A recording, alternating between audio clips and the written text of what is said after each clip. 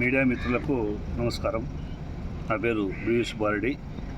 Bharatiya Janata party Banaganapalle మాజీ కన్వీనర్ను, BJP senior నాయకులను.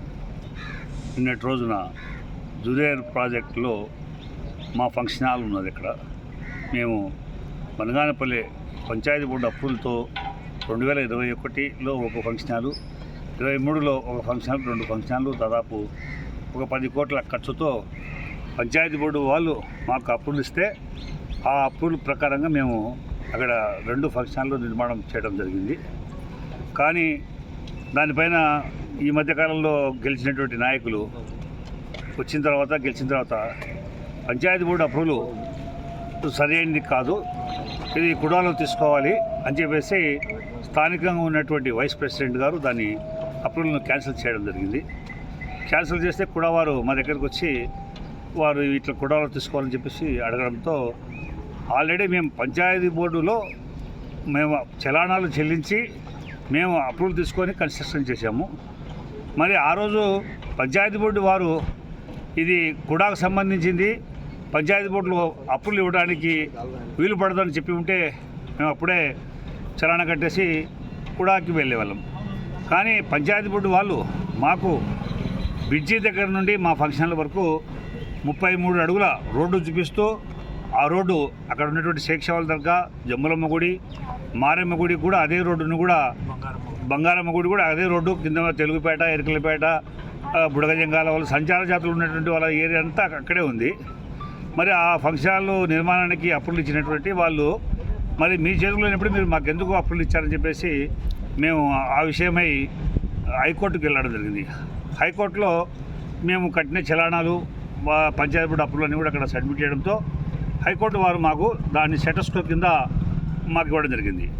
కానీ నిన్నటి రోజున MIG minor irrigation DE, EE, AE వాళ్ళు వచ్చి అంటే 5 రోజుల కింద వాళ్ళు మాకు నోటీస్ ఇచ్చారు, మీరు అన్యాక్రాంతంగా ఒక 3 అడుగులు మా దాంట్లో ఉందని చెప్పేసి చెప్పడం జరిగింది.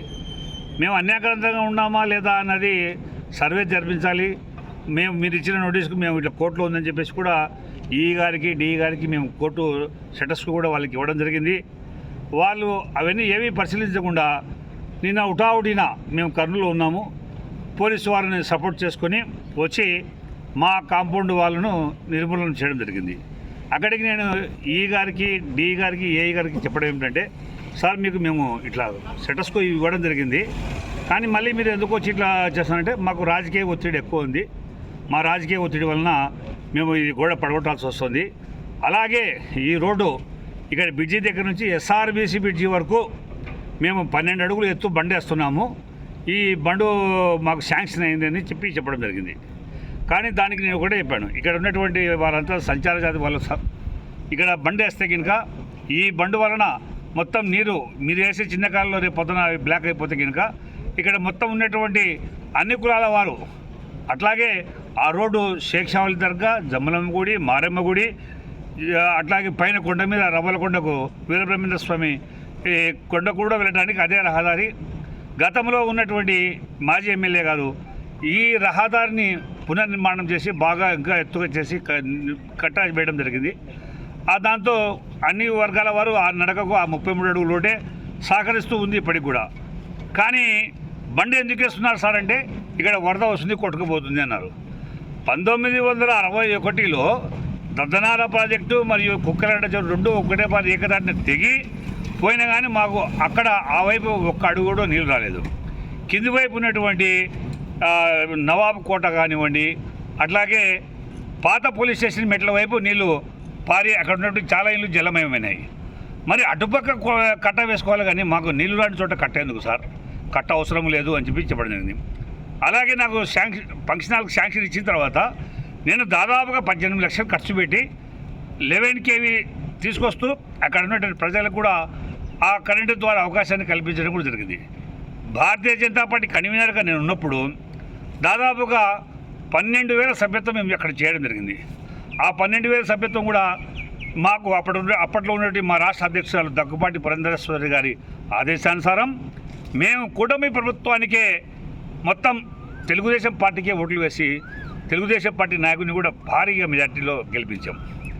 మరి ఈరోజు మా పైన ఎందుకో ఈ ప్రజాప్రతినిధులు కక్ష కట్టినారు. అక్కడ దాదాపు 10,000 ఓట్ల దాకా ఉంటాయి. మరి వారి మీద ఎందుకు ఈ శీతకన్ను వేశారనేది మాకు ఇంకా ఇంతవరకు అర్థం కాలేదు. ఇప్పుడు చంద్రబాబు నాయుడు గారు కానివ్వండి, లోకేష్ కానివ్వండి, అట్లాగే పవన్ కళ్యాణ్ గారు కానివ్వండి, మా ఎంపీ గారు కూడా కానివ్వండి, ప్రజా సంక్షేమం కోసం పోరాడుతున్నారు తప్ప ప్రజా కంటక విధానాల గురించి ఎప్పుడూ పోరాటం చేయలేదు.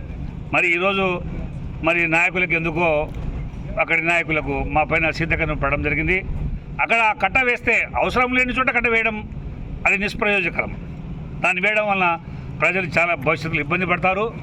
ఒకవేళ వారికి నా పైన కక్ష ఉండొచ్చు, మేము ఇన్ని పనులు చేసి మీకు ఓట్లు వేసినా కానీ బీవీ సుబ్బారెడ్డి ఫంక్షన్ హాల్కు రోడ్డు ఉండకూడదు అనే ఆ ఉద్దేశం. అది బీవీ సుబ్బారెడ్డి ఫంక్షన్ హాల్ ఒకదానికి రోడ్డు కాదు, దాదాపు అన్ని కులాలకు సంబంధించిన దర్గా కమ్యూనల్ ఫీలింగ్ వస్తుంది సార్. అది కూడా మీరు విషయం టీవీ వాళ్ళకి తెలియజేస్తున్నాను. ప్రజలకు క్షేమం కోరండి, ప్రజా సంక్షేమాన్ని కాపాడండి. పేదలు అంటే అక్కడ ఉన్నటువంటి వాళ్ళంతా పేదవాళ్ళే. వాళ్ళు రాత్రి పగులు పూట పని చేసుకోవాలి, రాత్రి ఏదో జీవన విధానం సాగించుకోవాలి. అటువంటి వారిపైన మీరు ఇటువంటి దుశ్చర్యలు చాలా తప్పని చెప్పి చెప్తూ ఎంఐ డివిజన్ వాళ్ళ మీద కూడా ఈరోజు కంటెంప్ట్ ఆఫ్ కోర్టు కూడా కోర్టులో ఉన్న చోట మాకు రాజకీయ ఒత్తిడి ఉంది, అందుకే మేము ఇక్కడ నీ కూడా పలగొడుతున్నామన్నారు. సర్వే చేయండి. దద్దనాల మేము గతంలో కూడా అడిగాం, దద్దనాల ప్రాజెక్టు దగ్గర నుండి కోవెలకుంట కుందు నది వరకు అన్యాక్రాంతంగా ఎవరున్నా సమగ్ర సర్వే నిర్వర్తించి దాదాపుగా 299 మీటర్లు ఉన్నటువంటి ఆ యొక్క జురేర్ ప్రాజెక్టును ప్రక్షాళన చేసి మొన్న ఏదో ఒక 20 లక్షలు కూడా ఎంఐజీ వాళ్ళు ప్రక్షాళన కింద అదంటే కంప వినిపించాలన్నారు. అక్కడ కంప లేదు, ఏం లేదు, కానీ 20 లక్షలు మాత్రం దోపిడీ చేసుకోవాల్సిన బిల్ చేస్తున్నారు. ప్రజాధనాన్ని ఈ విధంగా దుర్వినియోగం చేయడం అనేది భారతీయ జనతా పార్టీ సిద్ధాంతం కాదు. మేమంతా ప్రతి రూపాయి కూడా ప్రజలకే చెందాలన్న సంకల్పం మాది. అటువంటి సందర్భంలో 20 లక్షలు పెట్టి మొన్న వంకలు గడ్డి గాద ఎత్తేసి 20 లక్షలు బిల్లు చేసేస్తున్నారు. మళ్ళీ ఇప్పుడు 3-4 కోట్లు పెట్టి అవసరమైన చోట కట్ట నిర్మాణం చేయడం అనేది ప్రజాధనం దుర్వినియోగం. కలెక్టర్కి ఏమని కంప్లైంట్ చేస్తారు? మేము ఇప్పుడు ఈ కలెక్టర్ గారు కంప్లైంట్ కాదు, అక్కడ ఉన్నటువంటి వాళ్ళ ఆధార్ కార్డులు అని తీసుకొచ్చాం. మాకు ఆ బండ్ అవసరం లేదు. మీరు ఇంకా పేద ప్రజలను మీరు సహకరించాలనుకుంటే మంచి సిమెంట్ రోడ్లు వేయండి, వారికి ఉపాధి కల్పన కల్పించండి. ఈ దర్గాకు దేవాలయాలకు పోయే దారిని మీరు కట్ట వేసి ఇటు బాణముక్కలు అటు బనానపల్లి ప్రజలను హింసించడం కరెక్ట్ కాదని చెప్పే విషయాన్ని తెలియజేసుకుంటూ ఈరోజు జిల్లా కలెక్టర్ వారికి మాకు ఆ కట్ట అవసరం లేదు, మీరు కూడా ఇన్వెస్టిగేషన్ చేయండి. మీరు చేస్తూ అన్యాక్రాంతముగా జురేరు పైన ఎంతటి వారు ఉన్నా, ఏ రాజకీయ నాయకులు ఉన్నా తొలగించి, ఎందుకంటే ఒకసారి వంక చాలా విస్తృతంగా వస్తుంది. మా వైపు అయితే రాదు వంక, బ్రిడ్జికి కింద వైపు వంక వస్తుంది, అక్కడ కింద వైపు ఉన్నటువంటి ఇల్లు అన్నీ మునిగిపోతాయి.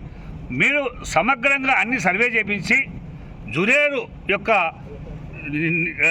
వెడల్పు విస్తీర్ణం ఎంతుందో తీసి అటుపక్క ఇటుపక్క మామూలుగా కాలువలు కానీ ఏవైనా కానీ ప్రభుత్వం నిర్మాణం చేస్తే ఇరువైపుల రోడ్లు వేసి ప్రజలకు హానికరం కలగకుండా చేస్తారు. కానీ మీరు అవసరం లేని చోట కట్టవేయడమేంటి సార్? మీకు అవసరం ఉన్న చోట కట్టవేయండి. ఇప్పటికే అనవసరంగా ఒకసారి గడ్డి వీకించి అది వీకించి ఒక 20 లక్షల రూపాయలు ప్రజాధనాన్ని దుర్వినియోగం చేశారు. దానివల్ల ఏమీ ప్రయోజనం లేదు. కేవలం మీ కార్యకర్తలు సంపాదించుకోవడం తప్ప ప్రజలకు ఎలాంటి ఉపయోగం లేదు. మళ్ళీ ఇప్పుడు బండి వేయాలనుకుంటున్నారు. బండి ఉపయోగం సార్?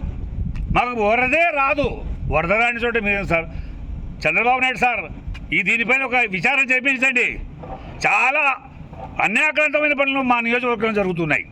వాటిని మీరు ఒకసారి సమగ్రంగా మీ దృష్టిని ఈ యొక్క నియోజకవర్గంలో పెట్టి ఇక్కడ మీ పరిపాలన ఈరోజు కుప్పానికి నీళ్లు తీసుకుపోయి అక్కడ ప్రజలకు మీరు నిలుస్తున్నారు సార్. ఇక్కడ అక్కడికి లేకుండా మాకు కట్టలు నిర్మాణం చేస్తున్నారు. గొప్ప పరిపాలన ఈరోజు ఆంధ్ర రాష్ట్రంలో జరుగుతూ ఉంటే ఇక్కడ దౌర్జన్య పరిపాలన జరుగుతుంది. దాన్ని కాపాడండి. ఆ దౌర్జన్య నాయకుల నుంచి మమ్మల్ని రక్షించండి సార్. అవసరం లేదండి. మేము కూటమి ప్రభుత్వంలో మేము సహాయం చేశాం, మీకోసం పనిచేసిన తర్వాత కూడా ఇటువంటి దుర్మార్గమైన చర్యలు మంచిది కాదన్న విషయాన్ని ఈరోజు కలెక్టర్ వారికి తెలియజేస్తూ, అలాగే చంద్రబాబు నాయుడు గారికి కూడా మేము ఫ్యాక్స్లు పంపించాము. ఖచ్చితంగా ప్రజలను సంక్షేమపరచాలనేదే మా కోరిక.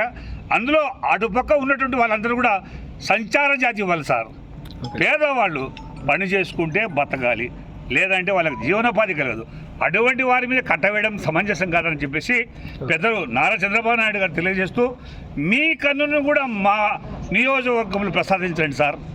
ఈ ప్రజలను కాపాడండి, ఈ అకృత్యాలను కాపాడండి సార్. నమస్కారం నారా చంద్రబాబు నాయుడు వారికి.